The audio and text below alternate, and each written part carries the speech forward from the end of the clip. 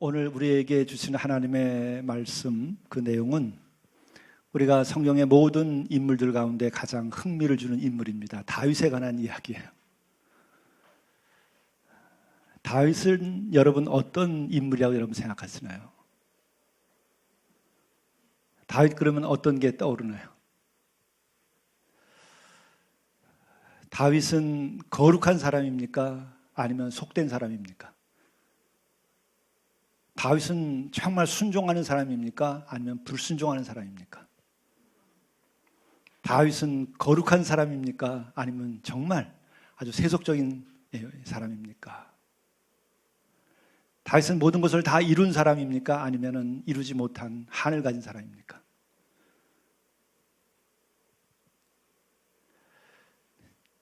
제가 크게 결론을 말씀드리자면 둘이 다 있던 사람이에요. 가장 세속적인 권력에 야심을 가졌으면서도 가장 거룩하게 주께 이르고자 했던 사람이기도 한 거예요. 가장 치열하게 전투에서 다른 사람들을 쓰러뜨리고 피를 흘리고 거기서 살아남고자, 거기서 이기고자 무섭게 싸웠던 사람이에요. 그러면서도 때로는 용서하고 주님께 순종하고 양보한 사람이에요.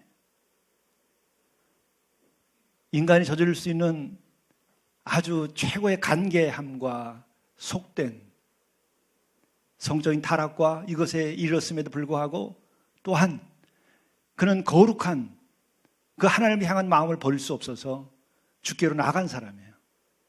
그래서 바로 다윗은 모든 사람들의 마음을 가장 많이 흔들어대는 인물이에요.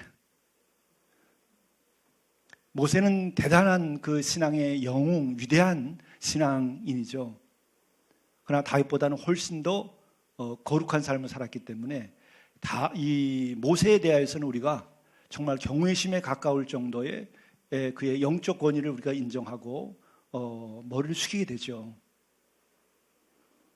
그의 인간적인 약점에도 불구하고 그렇습니다.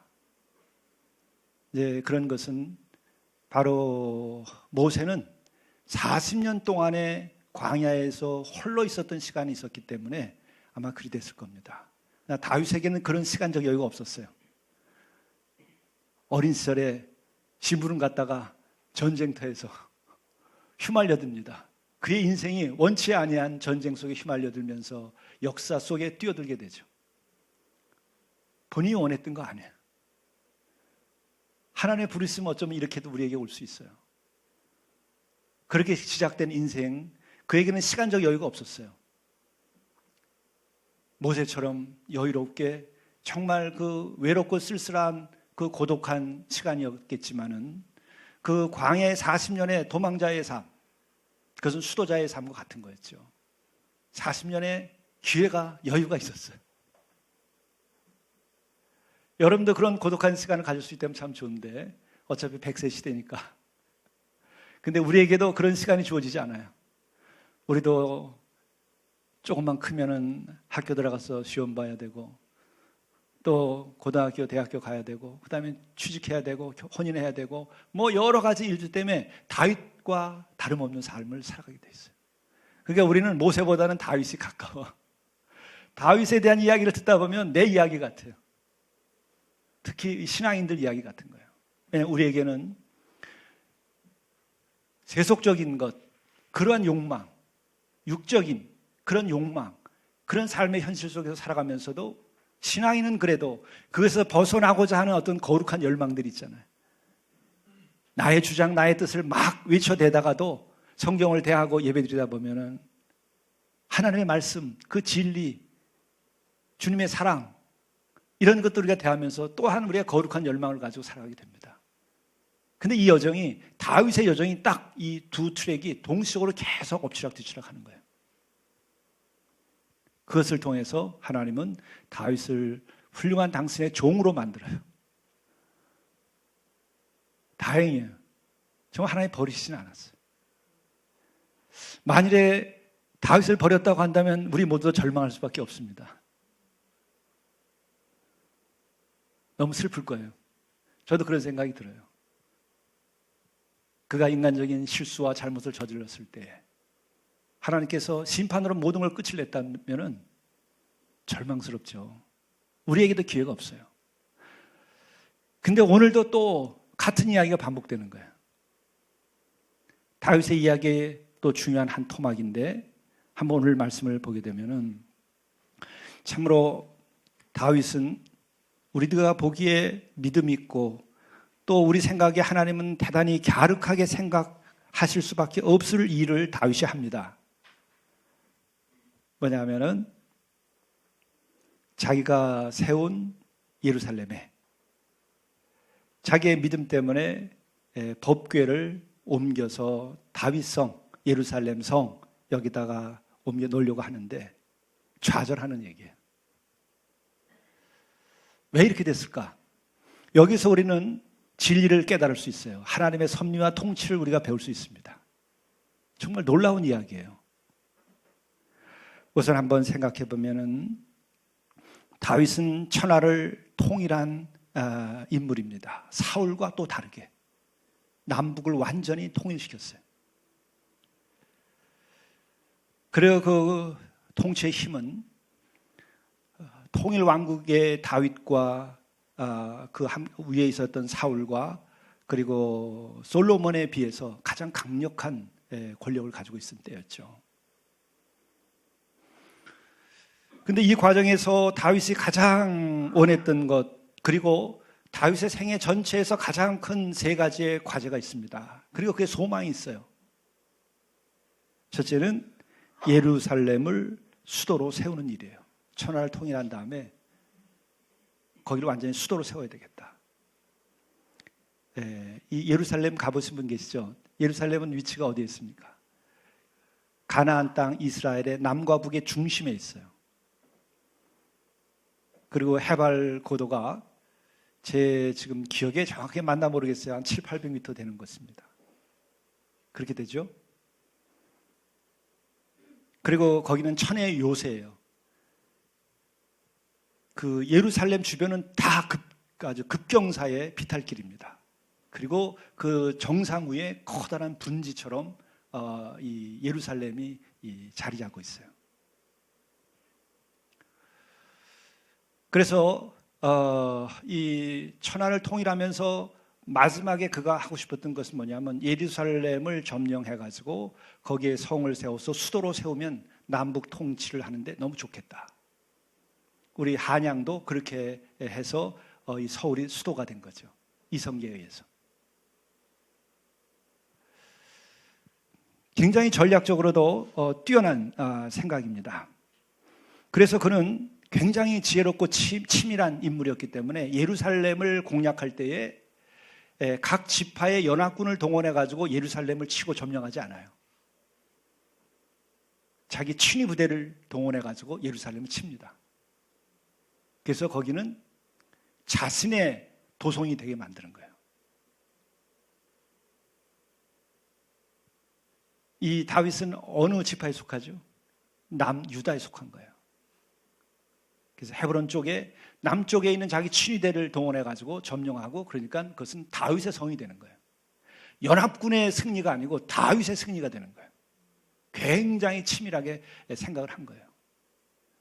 그러나 하나님은 사실 그걸 기뻐하시지 않는 거예요. 그건 너의 도성인 거예요. 기본이.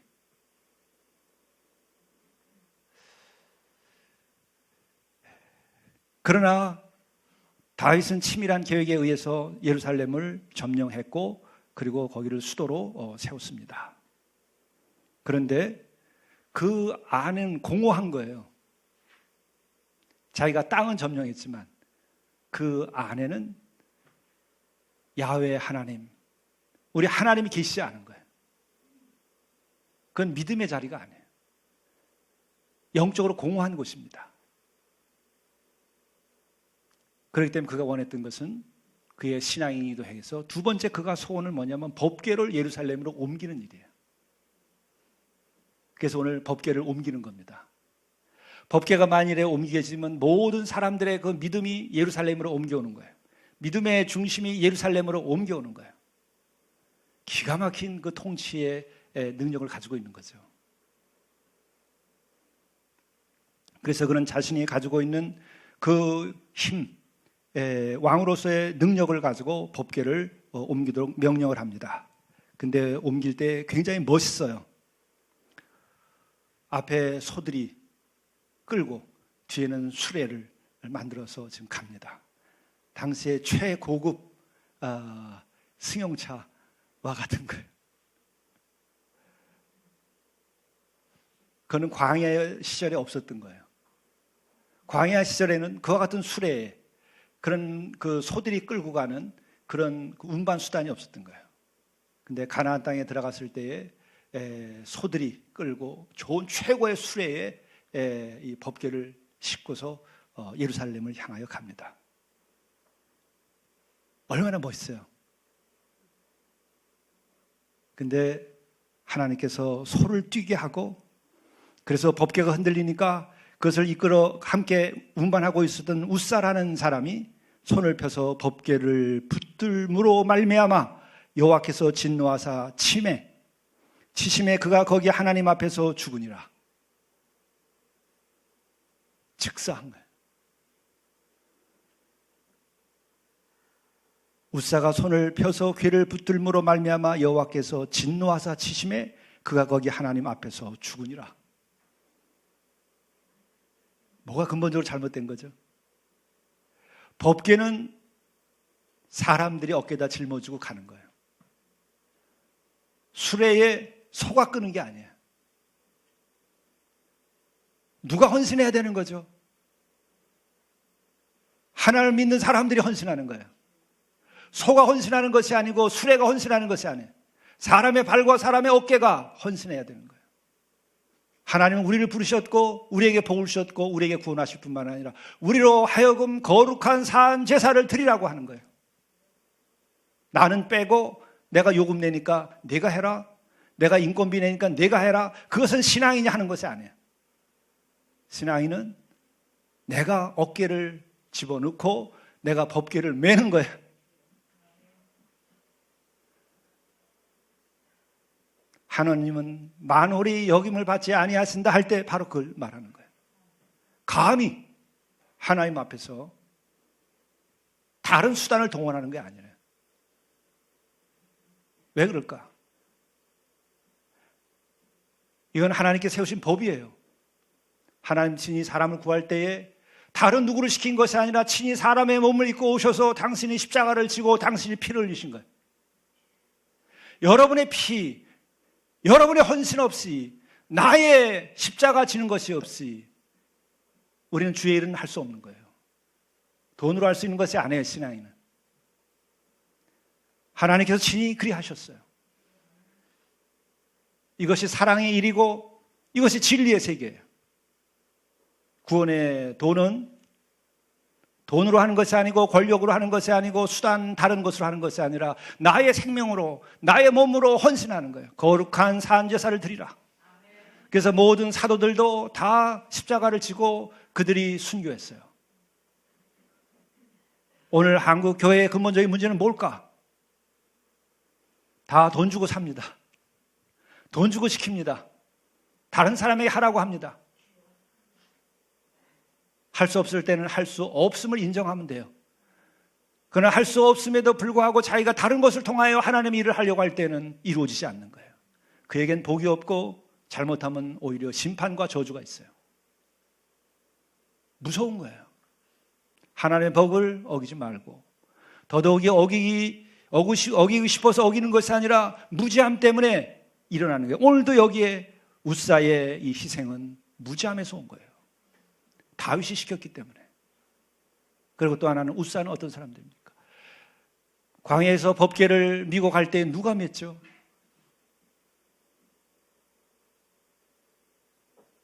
제사장족이 맸던 거예요. 구별시켜 놨었어요. 그런데 그 법을 따르지 않았어요. 누구나 할 수 있다. 그게 아니에요. 구별된 삶을 살아야 돼요. 또한 하나님께서 택하고 구별시켜야 돼요.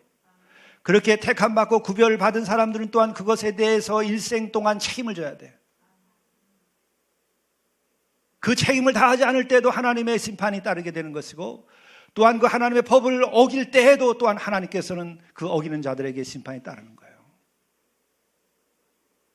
여기서 다윗은 자기의 권력을 가지고 엉뚱하게 자기의 수하의 사람 웃살을 시킨 거예요. 하나님 택한 자가 아니고. 여러분, 분명하게 이 법을 알아야 돼요.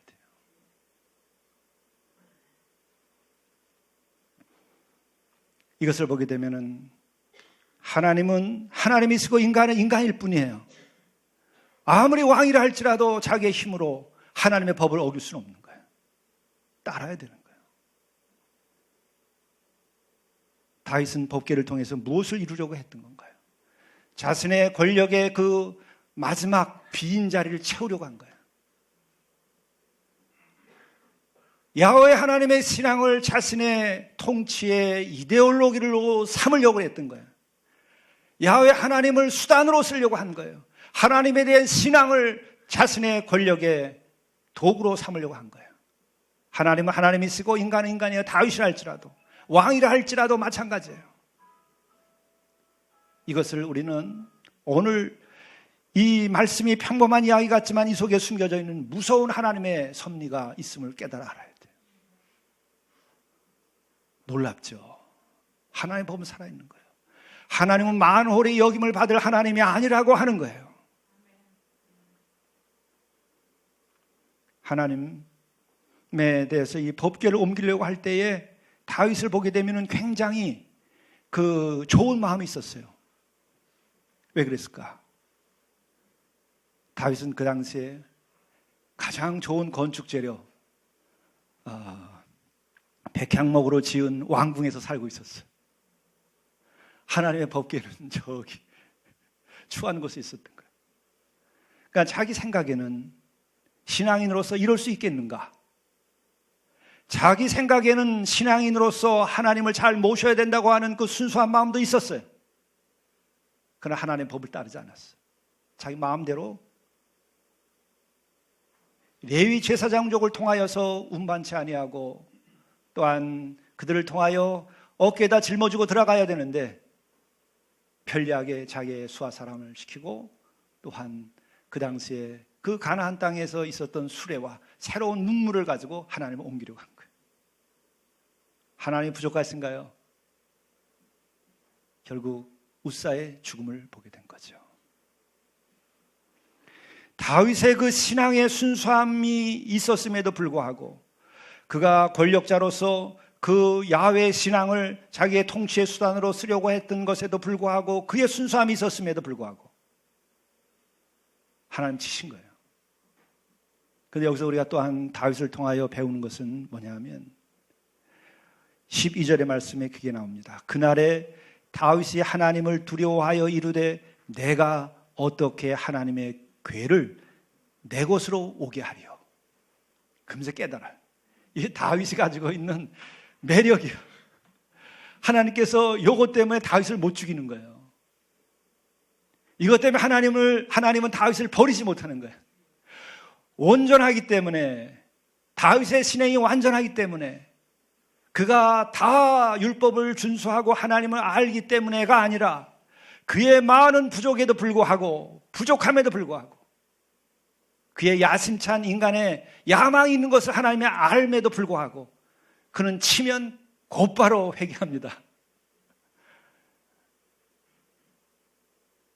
우리의 아내를 탐해가지고 죄를 저질렀을 때에도 그가 아주 자기의 죽음, 목숨을 내놓고 회개한 거죠. 다윗에게 있어서 그 점이 기가 막힌 거예요. 여기에서 우리에게 희망을 이 성경 말씀이 주는 겁니다. 여러분, 지금까지 살아있는 것이 여러분 다행이라고 생각 안 해요? 나는 저 자신이 목사지만은 목사이기 때문에 더 큰 책임이 있는데 하나님께서 목을 치시지 않은 게 참 은혜다. 암이라고 했었지만은 그것이 다 그렇게 되지 아니하고 이제 앞으로도 25년은 더 문제없이 목회할 거라고 하는 얘기를 들었을 때도 하나님 봐주시는 거죠. 뭐 때문에 그럴까? 그래도 많은 부족함에도 불구하고 하나님 앞에서만큼은 거짓말은 하지 않는 죄인이로소이다 하는 그 마지막 작은 불꽃 하나, 뭐 크게 양심적이라고 하기보다도 적어도 하나님에 대한 두려움은 있기 때문에 삶과 하나님의 어미로움을 그래도 조금이라도 느끼니까, 아주 더 솔직히 말하면 아예 맞아서 죽을까 봐 죽지는 않아야 하겠으니까 그래도 하나님께 마음을 돌리고 따르니까 하나님께서 기회를 주시는 거예요. 여기에 하나님의 자비하심이 깃들어 있는데, 여러분, 그 작은 나의 그 겨자씨 않을 만도 못한 그 믿음과 진실이 우리에게는 천하보다도 큰 은혜와 사랑을 입게 된다는 거예요. 그걸 감사해야 돼요. 다윗, 어떻게 보면 형편없는 아주 대단한 권모와 술수에 능한 사람이에요. 사회학적인 성서 해석을 제가 1세대로 공부하고 대학원에서 공부했던 시절이 있었는데, 그 관점에서 다윗을 보면은 이거는 뭐 권모 술수의 가장 최고 가는 인물이에요. 역사상 최고 가는 인물이에요. 그러나 여기다 신앙의 잉크를 떨어뜨리면 그 모든 권모와 술수가 다 하나님의 은혜로 바뀌어요. 다 새로운 빛으로 바뀌는 거예요. 그게 바로 이거예요. 그날에 우사가 몸이 찢기고 그가 죽음을 맞이한 그날에 다윗이 하나님을 두려워하여, 사울은 다윗과 다른 점이 바로 이거예요. 하나님을 두려워하지 않았어요. 악을 저지르고도 또 사선을 넘는 거예요. 악을 저지르고도 또 한 번 넘는 거예요. 그러나 다윗은 악을 저지르고 한 번 무너지면 하나님을 두려워하여 회개하는 거예요. 다윗의 믿음이 이거예요. 그리고 이 진실이 우리에게 조금이라도 남아있다고 한다면 우리도 다윗과 같은 하나님의 택함과 사랑을 입게 되는 거예요. 그러니까 여러분 자신의 의를 내세우지 마세요. 얼마나 그것이 죄악되고 어리석은 건지 깨달아야 돼요. 우리의 의를 내가 내세우면 우리는 하나님이 심판하실 때의 심판인 줄 몰라요. 절대 알 수가 없어요. 내 의가 앞서면 내가 그 내 의에 비친 이 조명보다 훨씬 강한 겁니다. 앞이 안 보여요. 그래서 회개하지 못해요. 그러면 심판의 심판을 넘은 그 다음에는 완전한 저주예요. 회복되지 못한 인물들이 성경에 얼마나 많습니까? 바로 다윗의 선대 왕이었었던 사울이 회복되지 못했어요. 얼마나 놀랐습니까? 다윗이 하는 것을 보게 되면은 이렇게 술수에 능하지만은 그는 하나님을 치시면 하나님을 두려워하여 이르되 내가 어떻게 하나님의 괴를 내 것으로 오게 하리요? 내가 어떻게 하나님을 내 마음대로 부리리요? 내가 어떻게 하나님을 내 수단으로 쓰리요? 어떻게 내가 하나님을 이용해 먹겠소? 오직 순종할 뿐이지. 하나님, 우리의 신앙 이용해 먹지 마세요. 죽음의 길이에요. 저주의 길이고 심판의 길입니다. 그러나 우리는 거기서 피할 길이 없어요. 인생에서 몇 번은 겪는 거예요. 겪을 때에 다윗처럼 내가 어찌 나의 것으로 삼으리요? 내가 어찌 마음대로 하리요? 주여 용서하소서 하고 자신이 깨져나가고 내 자신을 하나님께 바치면은 내가 할 수 없는 것을 하나님이 해주시고 나를 당신의 품으로 이끄시고 당신이 나에게 주신 약속을 하나님께서 이루어 주시는 거예요. 우리는 이 과정에서 멈춰서거나 좌절하고 있기 때문에 일이 안 되는 거예요.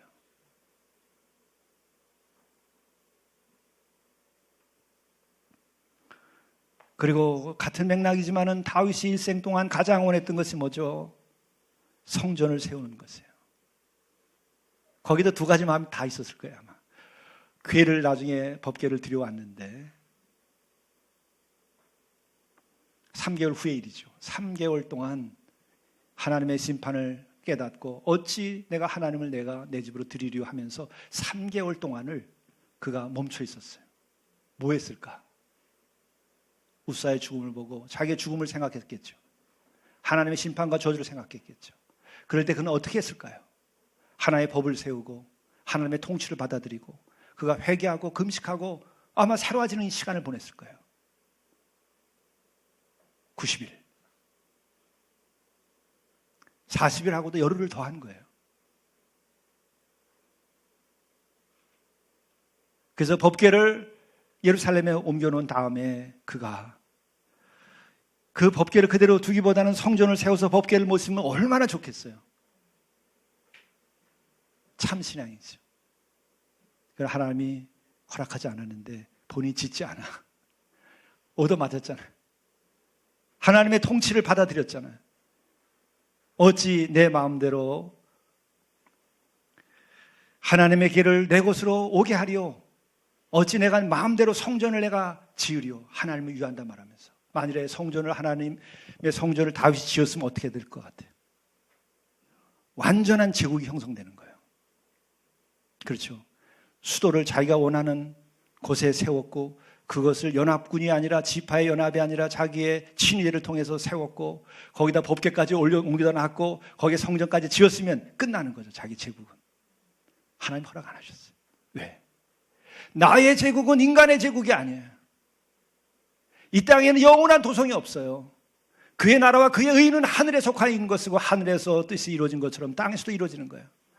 영원히 이 땅에서 우리가 살아가고 앞으로 100년, 500년, 1000년, 만년을 가들지라도 여러분 인간이 만들어놓은 오늘의 이 질서가 어떻게 성화되고 변화돼서 하나님의 나라가 이 땅에서 완전하게 세워질 수 있을까? 인간에 의해서? 누구에 의해서? 여러분 우리 속을 한번 살펴보세요. 어디 하나 내 속에 완전한 곳이 있는지. 몸도 완전하지 않고 건강도 완전하지 않고 내 생각도 완전하지 않고 나의 지성도 완전하지 않고 나의 양심도 완전하지 않아요. 그것을 깨달아 알고 하나님 앞에 서는 것이 신앙이에요. 다윗은 그 부분이 있었던 거예요. 기가 막힌 인물이에요.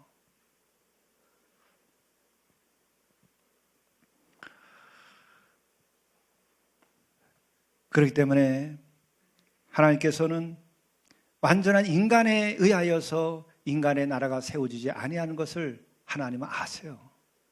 우리도 이제 알잖아요. 하나님께서 원하시는 것은 완전한 순종이에요.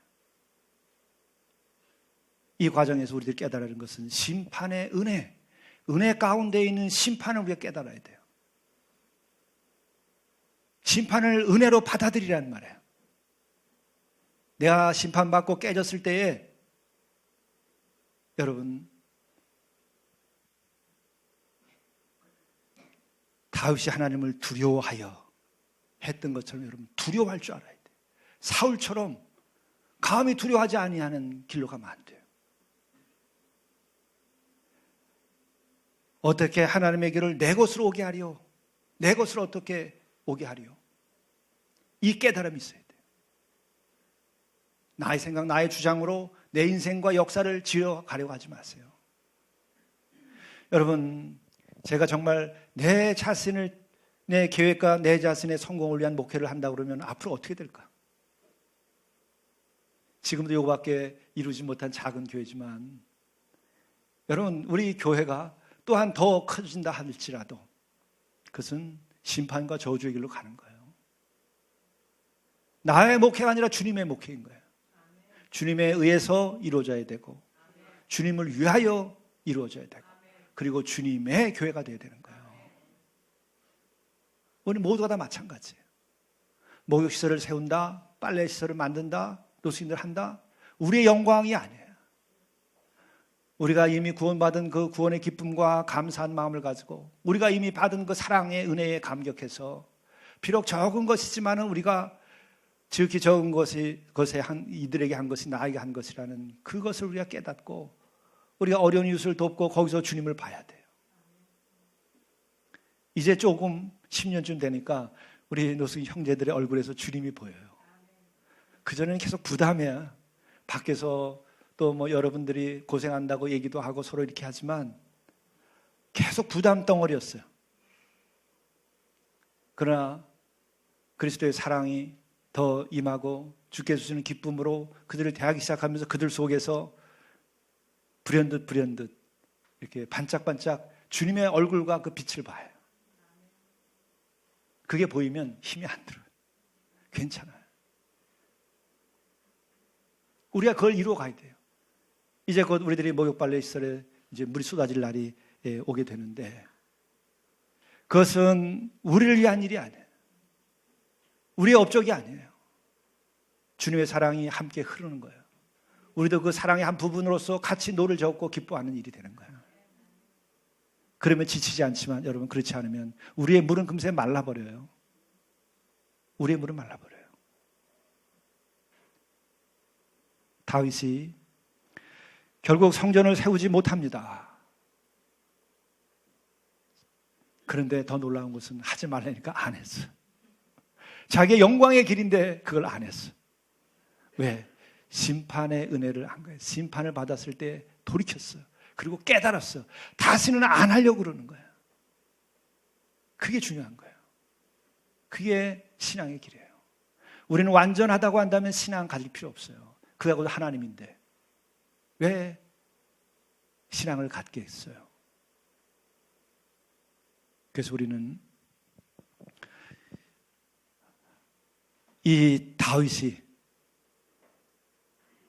너무나 우리 가까이 있게 느껴지는 거예요. 내 심장의 한 부분처럼 느껴지는 거예요. 그리고 그의 이야기가 우리에게 소망을 주고 기쁨을 주는 겁니다. 하나님은 이 다윗을 인물을 통해서 이렇게 우리들에게 계시하고 있는 것이고, 결국 우리들이 이 이야기에서 마지막 결론은 겁니다. 하나님이 심판하셨을 때에 깨어 있어서 우리가 넘지 못할 선을 더 넘지 말고 멈춰 서야 돼요. 그리고 회개하면 바로 하나님께서는 돌이키시고 우리와 하여금 순종할 수 있는 영을 주셔요. 순종도 내 마음대로 되는 거 아닙니다. 성령께서 함께 해주셔서 순종할 수 있도록 하나님 도우시는 거예요. 그랬을 때 우리에겐 진리가 성취되게 되는 것이고, 그 다음에 마지막 우리에게 주어지는 은혜가 뭐죠? 우리의 품성이 바뀌어요. 온유와 겸손에 이르게 되는 거예요. 가장 거룩한 우리 주님과 같은 품성. 나는 온유하고 겸손하다고 그랬어요. 그때 수고하고 무거운 짐진 자들아 다 내게 오고 나에서 쉬라 그랬어요. 바로 우리도 주님께서 주시는 그 온유와 겸손을 가졌을 때에 비록 범위가 주님 같지 않을지라도 내 가정에 쉼이 있어요. 내 자식이 쉴 수 있는 곳이 생기는 거예요. 내 집안의 사람과의 관계에서 내 집에 쉴 만한 곳이 생기는 거예요. 그게 복이에요. 문 닫아 걸고 나만 잘 살자고 그러지 마세요. 그건 아직도 심판 아래에 있든지 아직도 하나님의 심판을 깨닫지 못한 사람이에요.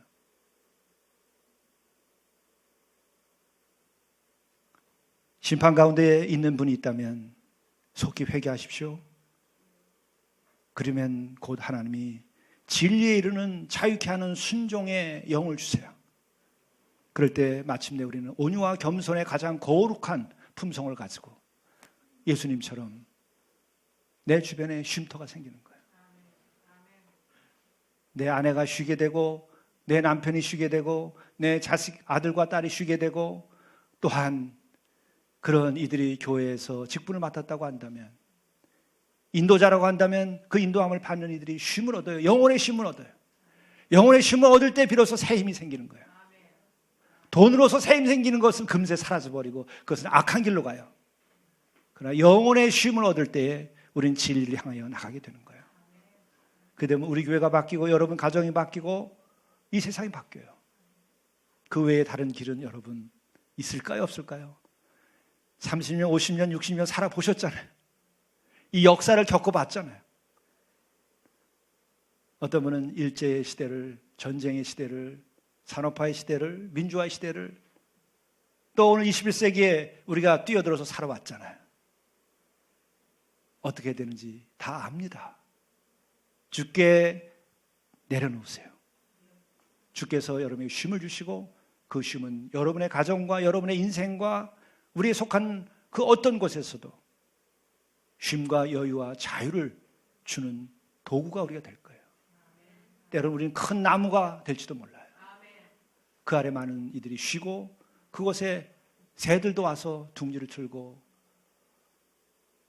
하룻밤을 청하듯이 우리의 삶과 존재를 통해서 하나님이 당신의 일을 이루어 가실 수도 있어요. 기도하시겠습니다.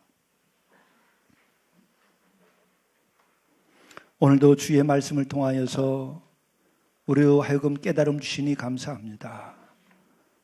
우리도 다윗이 하나님을 두려워하여 마침내 회개함으로써 진정으로 순종의 자유, 그리고 하나님의 그 섭리와 통치를 받아들여서 그것을 통하여 결례를 새롭게 하고 민족을 새롭게 하고 또한 하나님의 나라를 만들어 갈 수 있게 하신 것을 감사합니다.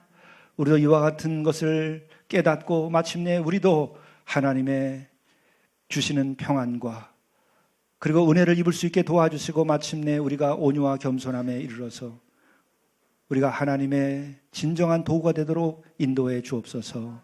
예수님의 이름으로 간절히 기도드리옵나이다. 아멘.